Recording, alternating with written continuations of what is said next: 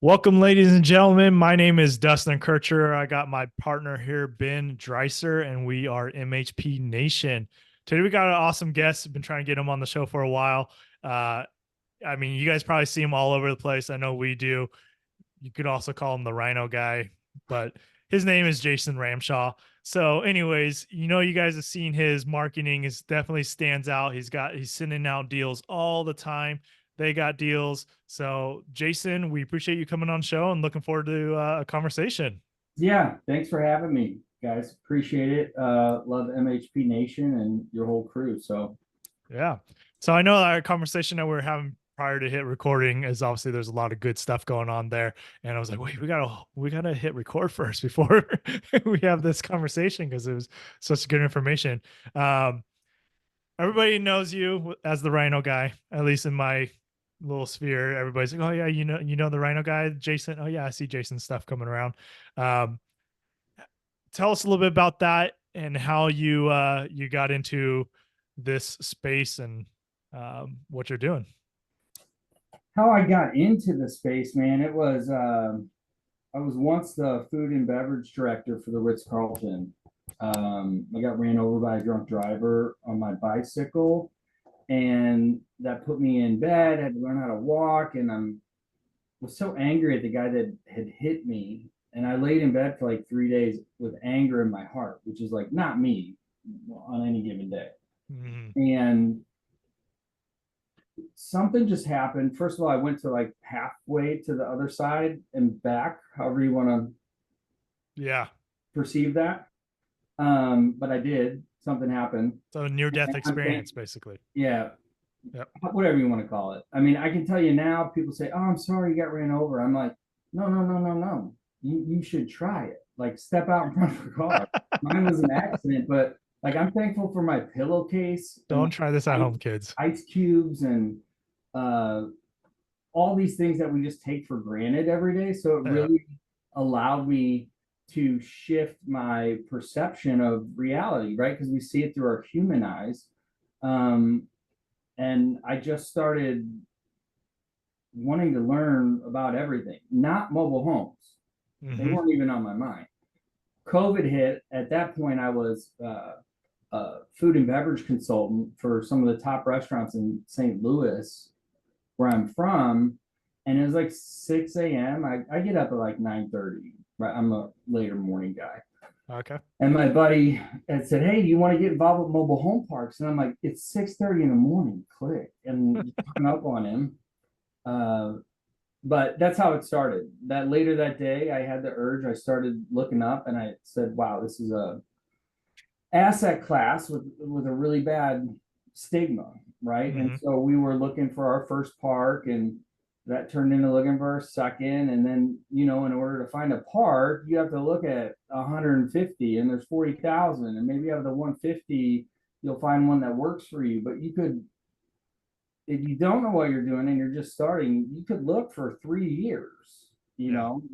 and in your head, you're like, I'm going to look for a park. I'm going to start tomorrow. I'll probably have it under contract in 3 months. I could probably close it by the end of 25. That's not realistic. Like, you're 3 years out if you just started yesterday. Yeah. Wow.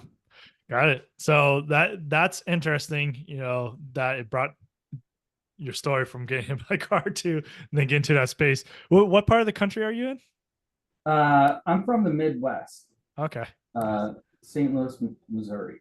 Okay. I briefly am staying in Elk Grove, California, because I just got engaged. Most of you have seen the photos Yeah. We're online. like an hour and a half away. I'm in the Bay Area. Oh, yeah, we should, let's talk offline then. We should. Yeah, yeah. Let's connect. Um, okay, so we're gonna jump right into this and like the meats and potatoes, right? That's what our listeners like when we get more into the Yeah, trenches of finding out what things going on. So how are you finding your deals? that's, Because you come across a I, lot of deals. yeah, that's the You number one question I get asked. And the answer is, in my mind, it's pretty obvious. So when you're looking for a deal, you're looking at one or two or three, and just like operations, it's a matter of systems and optimizing your systems. Well, how can I look at 27 on one day? What literally needs to take place? How many callers do I need? How many phone calls equal how many answered calls equal how many people saying yes, we'll talk to you Knowing your equal. KPIs. It's all about the KPIs. Yep. So you just have to sit down and do a little math and say, okay, if I do this, then this should be the result. Turns out when you scale this program, the KPIs don't scale in proportion to that math, right? So it's like it actually is not that far away from being able to really scale it out. So I mean, it's simple. It's just a matter of grinding it out with, you have to have thick skin, Rhino pun. Or, I mean, I picture, I just got that. Sorry. The Rhino the pun. Rhino Thanks, kid. pun. Yeah, I mean, you just have to have that white knuckle enthusiasm, right? Like you're trying to get concert tickets for your favorite performer. I mean, we'll start by isolating metros. Yeah, we use a software that's like 10 or 12 grand a year. That's Rhino. It's not a secret. It's really hard to figure out how to use. It's worse than Rent Manager. But if we just approach it like, hey, we're scientists, we're studying some rare bird being these 40,000 mobile home parks. Yeah. We're like a nosy neighbor, right? With no boundaries. And Reonomy allows me to get the owner's cell phone. So I'm jumping the fence of the typical blocker, the park manager, and just straight up asking the owner if they are interested. Not landline, their cell phone, their personal phone. I think if you're gonna pester somebody into selling you a dilapidated duplex, you might as well, do it with the intimacy of a phone call that interrupts their dinner. So, like, I have no shame. Like, just call and just talk like a human. Right now, I only have 2 callers. They're like the first line of our friendly harassment, and I have 5 junior acquisition staff that once appointments are set, they'll kind of breeze through that core info, and I'm just kind of looking at the whole thing. So nice. deals, like, we just use skip tracing methods, whatever they may be, but we call every single day for 8 hours a day times 2. And we keep track of who's answered, who hasn't answered, constantly shifting buckets. You have to stay on top of that, right? And then we got a bucket like, don't ever call them again. So you just got to make the decision and charge ahead. It's I hate when people say there's no deals out there. I can't find any deals. I'm like, I'm looking at so many every day, but they don't all check our buy box. That's when I realized, we're leaving money on the table. Wholesaling is kind of a sketchy game anyways. So I like to think of Rhino as bridging that gap back to the Ritz-Carlton mentality with like the gold standard of wholesaling, which is really just consulting, talking to the seller, finding out all about the property, gathering the due diligence, which is the hardest part during the first 30 days of being under contract, especially if you've never done this. And then building those lifelong brand marriages with the seller and the new buyer. And then, walking them through a successful close for the benefit of all 3 parties. So it's kind of a hybrid broker wholesale consultant model. And I think a lot of that was bred into me with the Ritz-Carlton and just their standards, which kind of goes into our core values. Nice. And that's something we definitely want to get into also, because you created a great community online too, right? Thank you. And I would like to dive exponentially growing. Yeah, I've seen that. I've seen the numbers grow too. I mean, we have our Facebook group, but we're not so active in it. But we've seen yours, and we're like, oh yeah, because you're putting the time in for it, so we get it. Yeah, that's almost a full-time job, dude. Yeah, yeah. Oh yeah, you're extremely active, and that's something that we kind of want to touch upon first. You said you had two callers that are making calls full time. Are these outsourced, like Philippines, or are these native English speakers? Can you dive a little bit how the team looks and those five acquisition or junior acquisition specialists? Are they local, or do you actually take the time? Because we've tried to outsource like the Philippines. This is very difficult to train them and monitor them and make sure that they're doing a good job and having them build the rapport. So how have I you think evolved like that? that the universe blessed me um, with I burned through so many virtual assistants from every single country, and Hmm. it's always the same issue. And for one, no offense, America, but we're racist. Like if you answer your phone and you're a park owner and someone has a Filipino accent and they're trying to buy it, I mean, I know what I would do. I would hang up. Like if your boss wants to buy my park, you obviously have my number. That means he does. Have him call me, and then Hmm. I'll talk to you. So the accent, yeah. Venus graduated college over there, and the equivalent of what we pay her now, she's loaded over there, right? But she speaks full English, and I also helped her uh, in discussions of creating her own VA service over there with strictly Filipino VAs that don't have an accent. Hmm. Um, we can get away with that, I guess. Over if you did that in America, I think you'd be in trouble. But so we started working on it and put out a call and got a bunch of people. And I mean, one of my callers used to be uh, work for Verizon, right? And you know when you get pissed at the Verizon person and they can't figure it out, and when you get my supervisor, like the mediator, right, the one that can solve the problem and get yelled at and stay calm emotionally, it Yeah. was her. She was like the number one supervisor in her crew. So when she told me that, I'm like, so you're used to getting yelled at by Americans on the phone? She's like, oh, every day. And you had to keep a smile because Verizon was recording all their calls or you Yeah. lose your job. I'm like, this is going to be perfect for you. So, yeah, she does great. The junior acquisition guys, there's too much traffic. If I'm looking at my, active pipeline right now, I need the junior acquisition guys because, and then of course, everything gets split up a little more, but this is a volume game. I'm looking at 65 live sellers who've agreed to talk to us that we're working. I can't call Nice. all them. Yeah. It could, you guys know, it could take 1 month, 4 months, 2 years, or Hmm. 1 day to build that rapport and get them to sell to you. So Yep.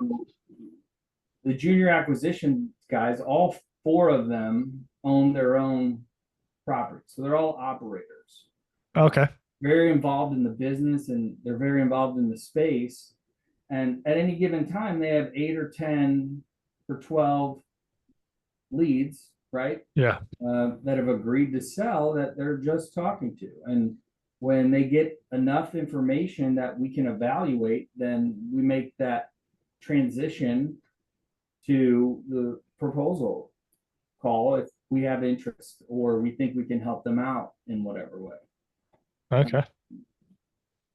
Yeah, Well, that's interesting that they're, I mean, I get it helps you, but that the fact that they already are operators and they're joining your team to on that side. it's huge because the learning curve here is about 5 years. I mean, I took Frank's course twice in my first year. I've taken it another 2 times since, because Michael Jordan never stopped practicing, right? So Hmm. it can't hurt you to sit through it on a Saturday. Um, but yeah, I don't know where I was going with that. Well, hiring the right team, but it's so Yeah, the learning curve. Like you Yeah. can hire someone that you can teach them how to talk to people on the phone, but like to find out about the red flags and what we're looking for on the park as far as infrastructure and trees, like you really learn that when you screw up the first time. Yeah. And been doing this long enough that we've screwed up a whole bunch. We have our checklist of things not to screw up on nailed into our head. Nice. That kind of leads me into the next question is, what's been your biggest challenge so far in the mobile home park space? Um, Probably would be finding people, right? It sounds like I have a great team and great VAs, but that didn't happen overnight. It took about 5 years of trial and error. So, like, just finding people that are above board and beyond reproach is tough. It shouldn't be tough. We all know about, contractors may or may not show up. And I mean, it's the same all the way up Yeah. the ladder.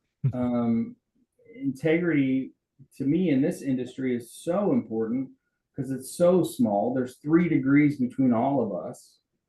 I wouldn't burn my reputation over one deal or $1 million because then you're out. Like I've seen guys get blackballed. Mm-hmm. But it is, man. It's like the biggest challenge has been that never ending game of where's Waldo, right? Like where's the right person? Except instead of a striped shirt, I'm looking just for some integrity, which I thought we all were born with. But Yeah. I mean, yeah, it sometimes feels like a casting call for like a low budget movie. Shady characters around every corner trying to sell you snake oil and disguise it as a great deal. Yeah. But yeah, Yeah. hiring great managers, maintenance staff, legal, financial experts, always a struggle. When you find that good one, treat them like your mom. I mean, Mm-hmm. build that relationship and love them and hang on to them because they're super valuable. And then the other one is, part two would be trying to stay ahead of the trends. This affordable housing is evolving so rapidly, and there's this invisible border fence that the government has put around uh, affordable housing. I have no clue why. We just let 15 million people in, and the people that are here didn't even have homes. So, like, we need affordable housing. We are Mm-hmm. people out there every day working, crying ourselves to sleep in the shower often, like to provide this affordable housing. And Mm-hmm. you don't make much money just like owning a park. The money's made on the buy and the sell. So it's a long game, and you have to, quote unquote, suffer oftentimes for only the county's Yeah. right to what they think their area should look like. Um, as far as zoning goes, like that. Yep. So staying ahead of market trends, just paying attention, and then, yeah, just trying to create this brand marriage in the industry and focus on, destigmatizing what we all know is a very stigmatized Yeah. industry. And you Yep. started to talk about it, but maybe you can go in a little more detail, like why mobile home parks, why you like, I know you got into it because somebody brought it up to you, but from an investor standpoint, even as a limited partner or somebody who's looking to get into this business as an operator, why are you so keen on mobile home parks? Well, if you listen to the Godfather, Frank Rolfe, like he's been around, right? And he's seen some financial cycles. He's studied the ones that came before him. He's lived the ones that he lived, and we us three we're like the new generation, right? And things have to pass hands as time goes on. In the origin stories of affordable housing, they were welcomed. It was awesome. It wasn't always this stigma. The stigma, in my mind, comes from uh, operators who don't know what they're doing. They're not educated. they get into business just thinking, oh, I'm going to make passive income. And, they don't realize when you buy a park, you have to work on it. Yeah. Like, Yeah. or pay someone to work on it, which means you make less money. And you can take all these courses and stuff, and nobody ever really focuses on, hey, it is a shit show on round one. Like, it's a shit show. Try to find yourself someone that's established in the industry that's willing to help you. Someone had to help me. Like, Frank Rolfe helped me a lot. Ferd Neiman helped me a lot when I first started. Mario Detillo, Katerina Stevanova. I had Glenn Esterson, really good group of people. So it's almost like Tony Robbins wrote Money Master of the Game, right? Before he was a millionaire. He didn't know how to become a millionaire. He just interviewed 100 people that were, put the book together, and then made it happen. Kind of trying to skip the step of the cost of the education in this industry, meaning you didn't do your due diligence and the sewer lines collapse on your third day. But why mobile home parks? Because the two things that have always survived those cycles has been gold and real estate, but more importantly, affordable housing. And just look around now, like, there isn't enough. The supply and demand curve is skewed. And as of right now, this invisible border fence is up, and we're even prevented sometimes on our own land from utilizing it the way that we want to. I think that's unconstitutional. But I think mobile home parks are probably, I'm not an economist, but the most stable, recession resistant forms of real estate investment you can make, because other sectors do tend to stumble when the economy takes a hit. But I tell you what, in COVID, we thrive. Like, mobile home parks don't just survive, they thrive, because when the economy gets tough, people need affordable housing more than ever. Thank you to the last 4 years for where we're at today. When housing markets crash, affordable living skyrockets. So they're just built to endure tough times, just like Rhino charging through adversity without flinching. Yeah, nice. So I was just actually, before this call, or Zoom, whatever, podcast, whatever you want to call it, is I was just having this conversation with someone about the affordable housing aspect in America, right? And if you look at what is happening with the affordability index, we're coming into a world of hurt over the next decade for sure. And we're talking about mobile home parks, and the fact that a lot of counties are not wanting mobile home parks because of a density situation, right? They'd rather build up and have apartments there to house more people.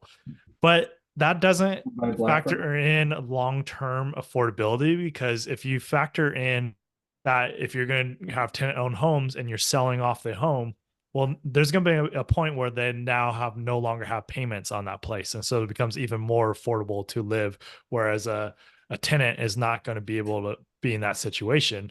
So it is upsetting that, and you brought it up, that, you battle with counties to try and have these parks beautified, because I mean, we're dealing with one right now too, one of the parks, and we're having to go through and jump through a lot of hoops just to get this park to where it was in its former glory. And it's like, you do not. And so I know this is a little off subject, but are you doing any initiatives or working anywhere with, federal government or counties to endorse manufacturer communities or mobile home parks? No, I don't. I do know that I met the Missouri boots on the ground lobbyist and the Illinois boots on the ground lobbyist that's there every day, putting this stuff in front of whoever needs to see it. I mean, between the Rhino and everything else, that's a huge project to Yeah. undertake. I'd rather more raise awareness by just screaming, why is this invisible fence up, and Yep. getting people aware of it. And that's huge. I mean, just bringing awareness with the seat that you're in, right? You know the marketing side, you know how to attract people to your communities. And so just by speaking about it and talking about it, I think that's very beneficial. Yeah, I mean, I think maybe I could maybe get a plug. My dad's a lobbyist for the United Association, like all the unions, but I, Hmm. I don't I don't want to get into that. And really, when you talk to these counties, they either don't care and you can do whatever you want. They tell you they don't care, but they go straight to their Wednesday meeting minutes and start changing things around, Yeah. or they tell you to get lost right off the bat. And uh, it's like having a conversation with somebody that's emotionally charged. Just relax. We'll talk in like 3 hours when you're calmed down. These people, you never calm down, and you can never talk to them.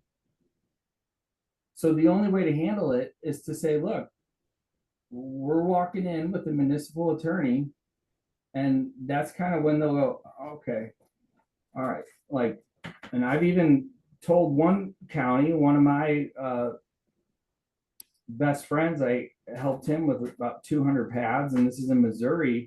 But I walked in there with a printout of the 3 previous cases. I think the most recent one was in Ohio at that point, where they were trying to, if the home's vacant for 3 days, the lot's done. Okay. Mhm. And I asked them, do you guys want to buy this? No. If you don't give it to somebody young like us, these 85-year-olds, it's going to look worse in the next 5 years, and it's never going anywhere. So I Yeah. don't know what you guys are trying to do. But when I showed them those court cases, they stopped the meeting because all of them have gone to the Supreme Court, favored towards the operator, because it is almost a violation of our rights as landowners. And then at that point, if they don't listen, it's like, all right, we're walking with a municipal attorney. Now, we might not be paying him, or we might not be going all the way, any intention to, but nobody does that, right? They don't say, all right, I'm getting, I'll show back up tomorrow with the municipal attorney, and then Yeah. we can talk. Let's put all this on record. Yep. Yeah. There's a lot to it, and it's not an easy fix, that's for sure. No, it's not. You are, Bird's you are really doing good a at that great stuff. job, and you are one of the most prolific out there as far as social media and such a presence and the Rhino. Can you talk about one, the Rhino, and then two, how you've become it honestly seems like there's 10 of you, and me and Dustin's like, how does he have the time to do all these different deals, post in every Facebook group? We see you everywhere all the time. You just make a statement. So if you could talk a little bit more about the Rhino and how you've become so prolific with your social media presence. Well, right now, in the past, I had built a brand that did really well, and I ended up transitioning with a new partner.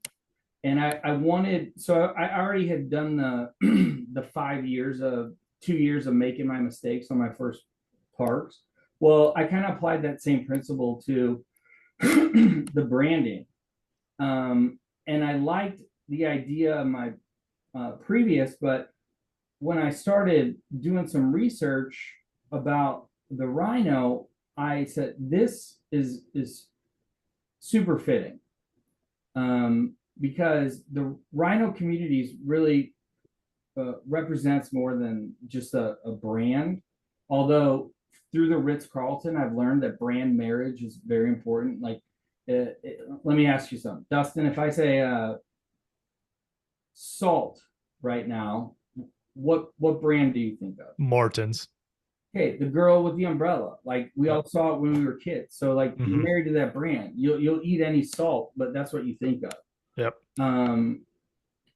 It really it's more than a brand, right? It reflects like the core of who we are, who we want to be, and how we want to approach affordable housing as leaders in the industry, but also as investors. And the Rhino is just this, majestic animal. And it might look ugly and smell funny, and I don't really care about that. But the guiding principles that we operate on, and we, what's the system? I can't think of it now, but uh, what's the system? It's an orange book, traction. Traction. Okay. Yeah. Yeah. So we followed that and we built our core values, and we kind of huddled them around the Rhino. For one, that animal is so resilient and has so much strength. Yep. And if you want to survive here in what we do, then you have to be resilient and you have to be strong. Yeah. You have to listen. Rhinos like listen with this high pitched sound. So we know that deep, not just listening, but like deep listening and ensuring everyone feels heard and understood is very important to make progress anywhere in life. Rhinos are always hungry. Well, so are we. We want more of everything. We're always growth and new opportunities to improve included. Mhm. They're a family unit. We want to be a family unit too. We are, and we build and continue to build lasting relationships. So we want that sense of trust and mutual respect. When that circle of trust is busted, it's like, get off our bus. I know that rhinos might attack humans and stuff, but in general, they're very kind. Yeah. And we want to lead with a sense of kindness and empathy, even in like really rough negotiations or business environments. And we're very protective, like rhinos are. Like we want to safeguard our clients, our interests, all parties involved in anything we have our hands in. And again, they communicate not only through sounds, but through like this invisible energy, right? Yep. And we want to bring that calm, invisible energy to every interaction to influence the way we're communicating. So Uh, that, back to everybody feeling heard and understood, you have to have that good energy. Yep. And then rhinos, just in the wild, nobody's effing with them, right? They're well respected. So we want to dedicate ourselves to earning trust, continuing to keep the trust of those we have, and just providing service that doesn't just meet the needs of the individual, but we want to anticipate their needs and exceed them in any way that we can. And then on the pun, we want to always address the rhino in the room, right? Like if there's a challenge or there's a problem, it's typically an opportunity for me, in my opinion, but we just challenge it head on with transparency and swift action. Yep. All right, so I'm a big fan of the Rhino, and as a business statement, I know we were talking earlier. I showed you the little porcelain statue thing I have on my bookshelf, and the main reason for that was when I started getting heavy in starting businesses, years and years ago. It was a Rhino stood to me as like you got to charge forward. You're gonna be hit with obstacles, but you just got to keep going. And a Rhino is powerful enough to do that, right? And that came from, and I'm curious if you've read this book or heard about it, but it's called Rhinoceros Success by Scott Alexander. Have you heard of that book? No. So that was one of like the first books I read years and years ago when I was starting some businesses, and that's why I ended up buying that Rhino statue. And I used to have another one that was actually in front of my house, or in my house, not in my office. And my wife actually bought that and put it up, but unfortunately it fell down and broke. So That's cool. It's like Dave Ramsey did the forward yeah, he later on he did. The book's been around since like the 80s. Um, in the cart. I'm gonna order it. but yeah, you should. Yeah, it's all about like, look, you're gonna face obstacles in business and in life, and the only and why the Rhino stands out is because it just keeps moving. It just keeps plowing through obstacle after obstacle, and that's what you're gonna have to do, right? It's a very short book, very short read, but it's kind of like the mindset, like, look, this is what's gonna happen. You got to deal with it. So, but I love it. I love and thanks for explaining your guys's core values and how it relates to the Rhino, because that, everything about the Rhino. It has nothing to do with mobile home parks. No, it doesn't. But the way that you prefaced it to as core values and a community absolutely makes sense. And I never thought that much further into why the Rhino is such a significant icon in the business world. And now you're taking that, and kudos to you for seeing that, picking that Rhino as the animal to do it, because it stands out. Like I said, mentioned earlier, introduced you as the Rhino guy because they know everybody knows as the Rhino guy, right? But He's obnoxious, like he posts too much, but you know who he is. no, they say, "Have you seen the deals from the Rhino guy?" Seriously, that's what people have said to me when say, "Hey, I'm looking for some deals." They say, "Oh, have you seen the Rhino deals?" I said, "Yeah, I've seen some." Yep. So everybody knows who you are. Maybe don't know your name, but Yeah, that's okay. that doesn't really matter, right? Yeah. Not me. Yeah, it's about the Rhino charging forward. Yeah, exactly. On a So, side note, do you know if you looked at you're a fan of rhinos? Do you know what crash is? crash? Yeah, I just found this out. No. So that's a group of rhinos. Mm. So one rhino can probably take down a fence, but if it's a border wall around affordable housing, you're going to need a crash of rhinos. So you got to team up. Yeah. Whether it's you and him or me and you, or I mean, at that point, the more the merrier, because the more in the crash, the stronger the crash. Yep. And that kind of goes, I'd like to touch on the stigma for 1 second. Yeah, for sure. Um, but I've been so aggravated since I started in this industry when people say, "Hey, what do you do?" and you say mobile home parks. Like the look on their face is so depressing. It's either they either are like you're some kind of slumlord, or they have no clue what you're even talking about. And so then you're forced into like an hour conversation explaining what you do, trying to teach a VA everything you know about mobile home parks in 2 hours. And so I just say real estate for the most part, unless it's someone that I'm invested in, then I'll tell them a little more. But the stigma has kept me up at night for so long that I wanted to just scream it out. And I think I get my point across on social media, but I don't know if that's a large enough audience. So the crashing mobile home parks, crashing is the crash, is what I just published regarding the stigma. And it is just an introduction to affordable housing. And this is the book that, because we were going to talk about that. Is this the book that you wrote recently? Okay. Yeah, it's one of I've written four. Two are published, the third and fourth are coming. So it's like a 4-part series, but cool. It's really like satirical written. And I don't know if anybody's ever seen like Curb Your Enthusiasm, but I look at life like Larry David does.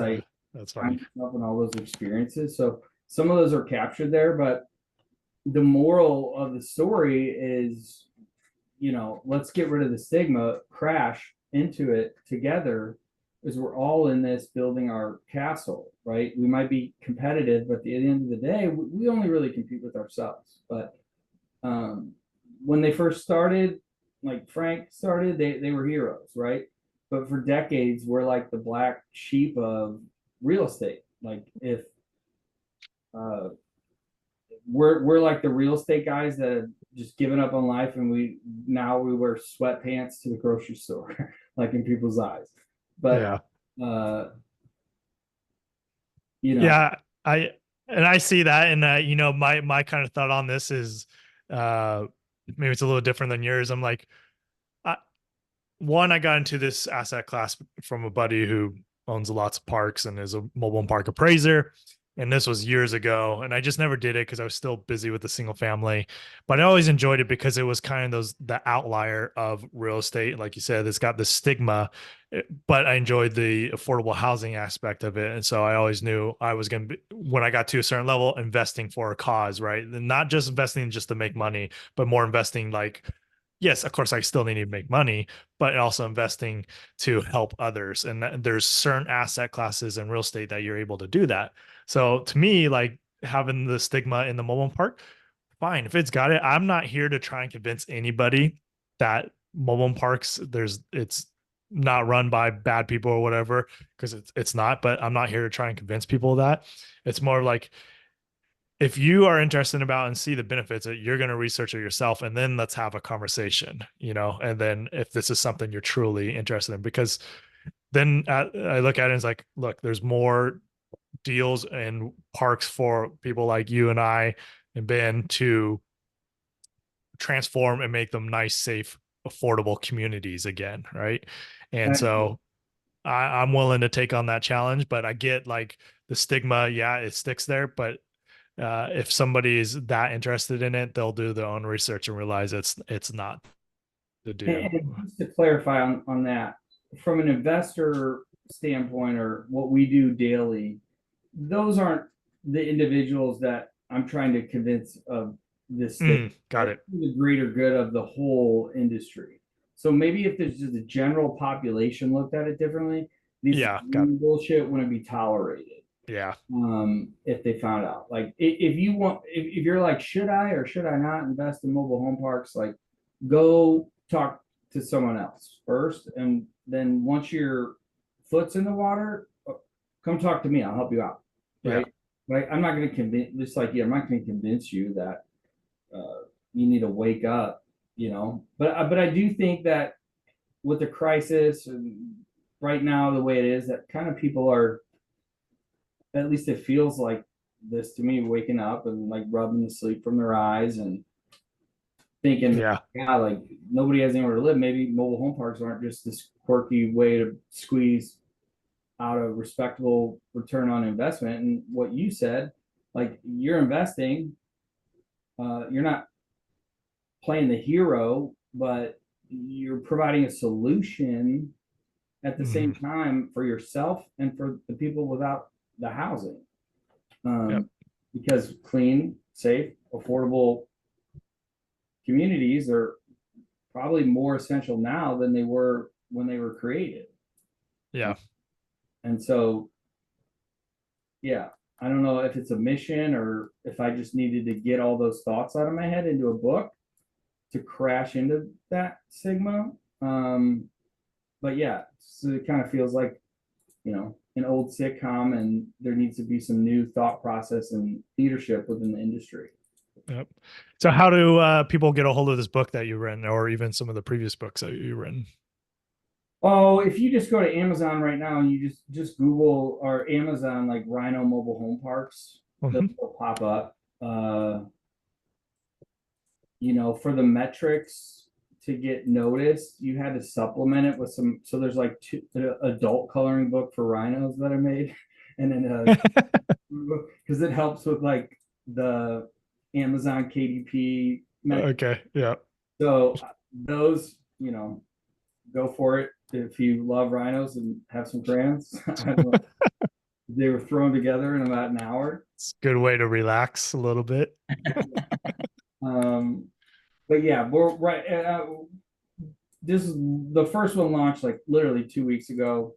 Second one launched yesterday. Third one's launching next week. And it's really just no cards on the table. Like, here's the industry. Here's what happens day in and day out for operators Here's how to cold call. Here's how to find your own deals. Because again, I'm not scared about telling everybody how, because I know not everybody will. Yep. Because people are inherently lazy, and this is a hustle and a grind. And if you can do those two things, great. But then you have to be able to execute. Yeah. And that's almost another story. Yeah. And then in addition to that, because some people are lazy, but from an investor standpoint, mobile home parks, one of the reasons Dustin and I love it is probably one of the most beneficial from tax purposes and investment purposes to an investor. Are there, the way your business is structured, do you work with investors? Do you have a fund that you work with? Do you syndicate deal by deal?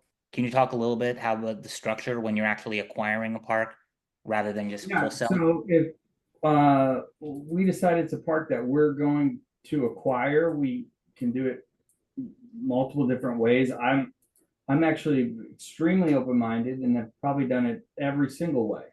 I found out a long time ago when I'm looking at 120 deals, I'm not going to buy them, but I've spent 9 or 19 hours with the seller and someone is. So if I walk away, I'm leaving money on the table. Mm-hmm. So, I would never market a deal or daisy chain one or show a deal that's not under contract if I don't have control of it, because I don't want to burn myself or the seller. But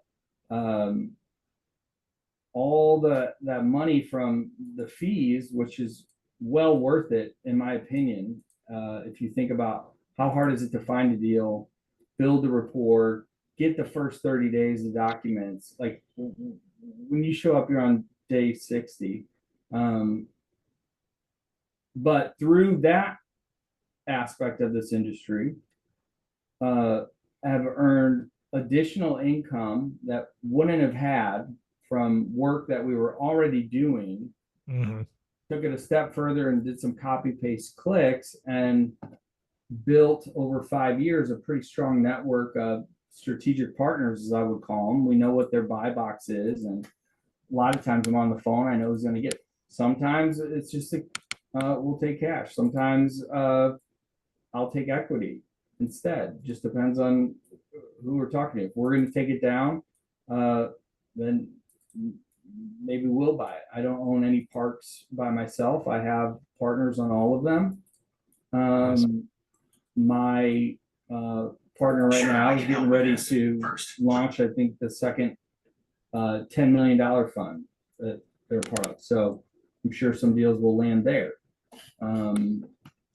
But Nice. I wouldn't ever limit yourself to one type of structure or be so closed-minded that you say, I don't even want to have a conversation about how this would look, because every time you have one of those creative, structured conversations, the next one is like, it's almost more creative because you spent time in all these creative discussions. So there's so much money and so many ways to do it. And I think we're open to anything that works, right? And I think your gut at the end of the day says, okay, like this structure works. Yeah. And if it does, that's fine. I found it's better not to be greedy, better to share the wealth, especially with those people that are living on your yellow bus that you drive every day, because you're stronger as a crash versus one Rhino. Yep. Nice. And how many you say you're partnering with others, which is smart, right?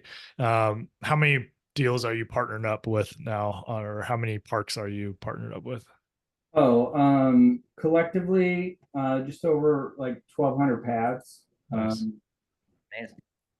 Yeah, that's great.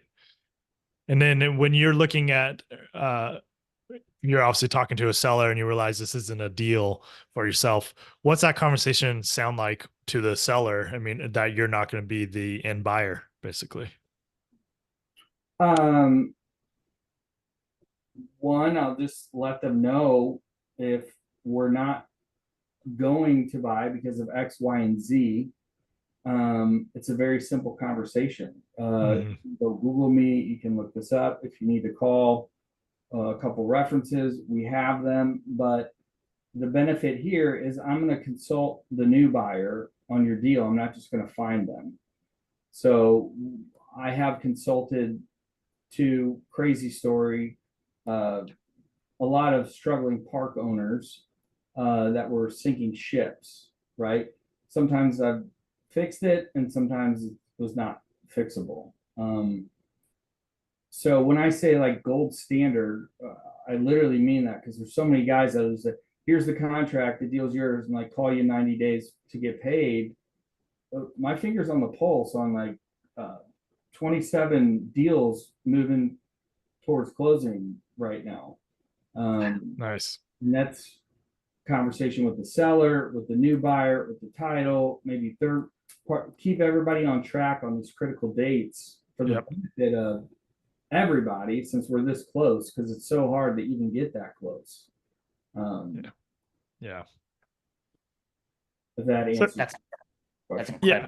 Kind of like a dating site, right? Yeah. Kind of a dating site. Yeah. That's left or right. Nice. And so what is your closing ratio? Let's just say, I mean, how many are you getting on a contract and how many of those you actually end up finding the right buyer for them? So, for closing ratio, I'd say probably 80%. That's great. 15% would fall off, but that's only because we'll look at it. I mean, we'll literally identify any of those major red flags. Like if I know it's going to drop, I don't have time. Yeah. But if I think it can get done and I've seen what can and can't enough to know, then I will. Sometimes there's a deal that can get done. I feel like I've scoured the US and have enough presence that it's a small enough space. Whoever's looking would have seen it. Mm-hmm. And it's not a bad deal infrastructure wise, or maybe it's smaller, but like there's nobody out there. Somebody will find it at some point. Yeah. But yeah. Nice. Well, Jason, we're approaching about an hour on the show. I do appreciate you sharing so much information and having a discussion with us about this space. How can folks get in touch with you? And we'll make sure we include that in the show notes. Yeah, I think I sent you a link or two, but my cell phone is 314-740-1162. I'm at jason@rhinocommunities.com. And you can also find the link to the books that are out on rhinocommunities.com. And if you're interested about our upcoming opportunities, you can also drop your name in there to receive those. Nice. Well, again, thanks, Jason, for spending time with us. Look forward to connecting and potentially doing a deal down the road here also. So thanks again for coming on the show. All right, MHP Nation, thank you. All right, thanks, Jason. Hey, boys. Thanks, Jason.